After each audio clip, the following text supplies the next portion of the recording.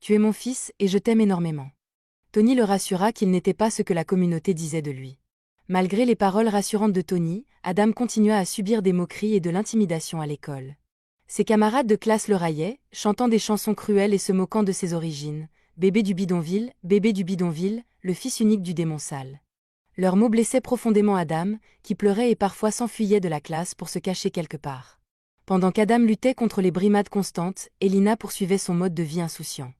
Elle se souciait peu du sort de l'enfant qu'elle avait abandonné, continuant à rechercher la richesse et le plaisir sans jamais considérer les conséquences de ses actions. Un jour, alors qu'Elina vaquait à ses affaires quotidiennes, elle rencontra un politicien très riche et influent nommé le sénateur Raymond.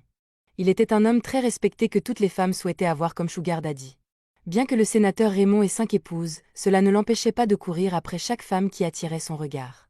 Elina, qui priait depuis longtemps pour le rencontrer, espérait pouvoir obtenir une part de sa fortune. Au fil du temps, ils commencèrent à parler et elle rejoignit la longue liste des concubines du sénateur Raymond. Elle espérait qu'un jour elle deviendrait enfin l'une de ses épouses légales et lui donnerait des enfants. Le niveau de vie d'Elina s'éleva, et dans la rue, son statut devint légendaire, car le sénateur Raymond ne manquait pas de la couvrir d'argent. Cependant, après des années de relation, il refusa de l'épouser. Elina, qui vieillissait, devint de plus en plus désespérée.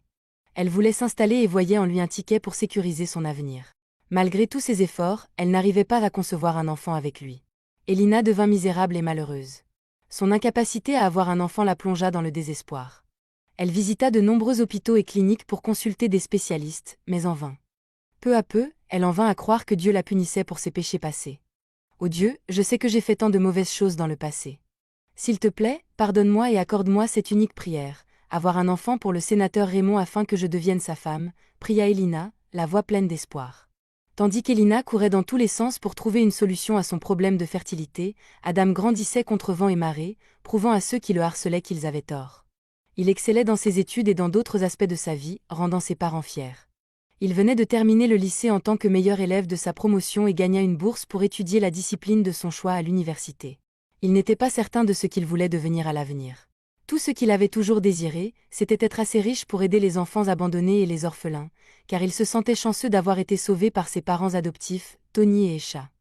Un jour, après avoir réfléchi à son avenir, il dit à sa mère Esha, « Maman, je pense que je veux être médecin. »